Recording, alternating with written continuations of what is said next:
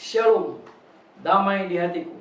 Kembali lagi berjumpa dengan saya, Pendeta Jonathan F. Lukulalan, pada hari Minggu tanggal 18 Juni tahun 2023. Mari kita tunduk kepala minta pertolongan Roh Kudus untuk pembacaan dan pemberitaan firman Allah. Mari berdoa. Tuhan Yesus, terima kasih atas nafas hidup yang Tuhan masih berikan kepada kami semua. Itu berarti Tuhan masih membutuhkan kami tinggal di dunia dan terus berkarya bagi Allah Tritunggal sesuai dengan karunia, talenta, keterampilan dan pengetahuan yang Tuhan berikan pada kami. Saat ini kami mau membacakan firman-Mu dan menyampaikan firman-Mu. Urapilah hamba-Mu dengan kuasa Roh Kudus-Mu, dan pendengarnya Tuhan juga urapi dengan kuasa Roh Kudus-Mu. Dalam nama Yesus kami berdoa. Amin. Mari kita baca firman Tuhan yang diambil di dalam Lukas pasal 22 ayat 32 yang berkata begini. Aku telah berdoa untuk engkau. Tema kita hari ini adalah Yesus Pembela yang Agung.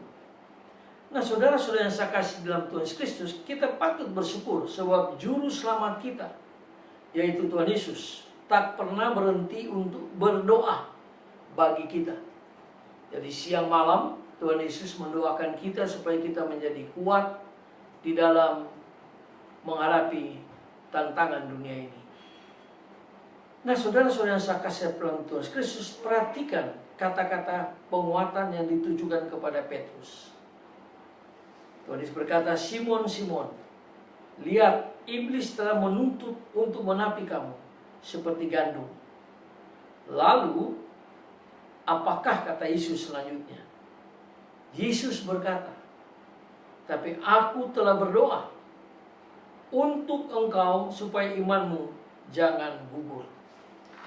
Jadi Tuhan Yesus pada waktu kita percaya dengan sungguh-sungguh, maka Tuhan Yesus tidak akan membiarkan kita. Dia akan terus berdoa dengan sungguh-sungguh supaya iman kita kuat dan kokoh, supaya tidak mudah dijatuhkan oleh setan. Yesus pembela agung yang luar biasa. Dia berdoa bagi anak-anaknya siang dan malam.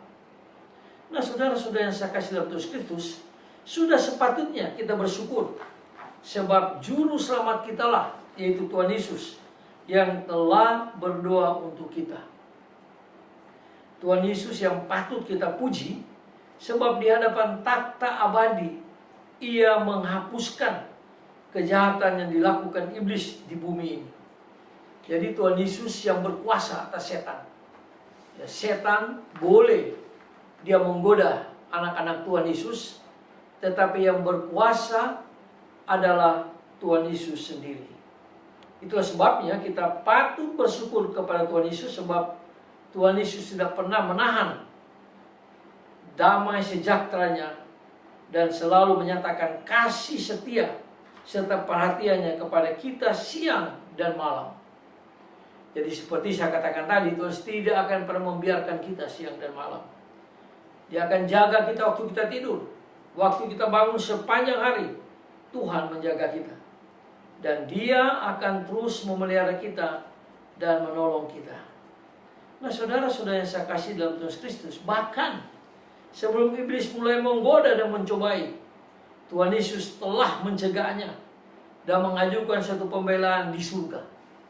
Jadi Tuhan Yesus, Dia walaupun dari surga Dia berkuasa atas bumi, dan Dia terus akan membela kita pada waktu iblis menggoda kita. Makanya Rasul Paulus bilang, pencobaan-pencobaan yang kita alami adalah pencobaan yang biasa. Karena Kristus sudah lebih dulu dicobai iblis, tetapi Kristus menang.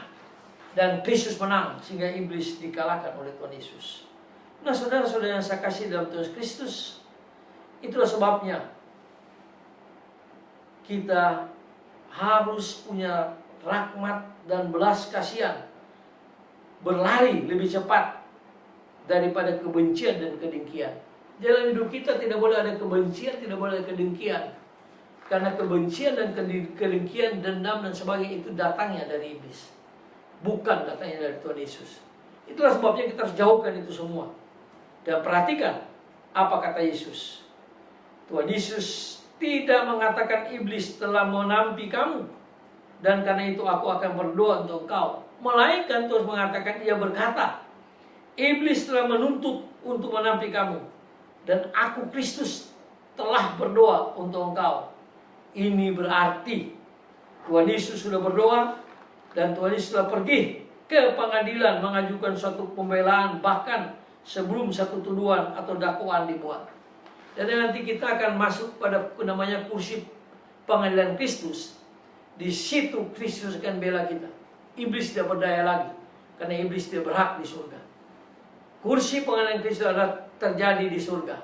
Di situ Tuhan akan membagikan kita 5 pahala yang sudah Tuhan Yesus siapkan bagi kita yang setia dan selalu mau memberitakan Injil.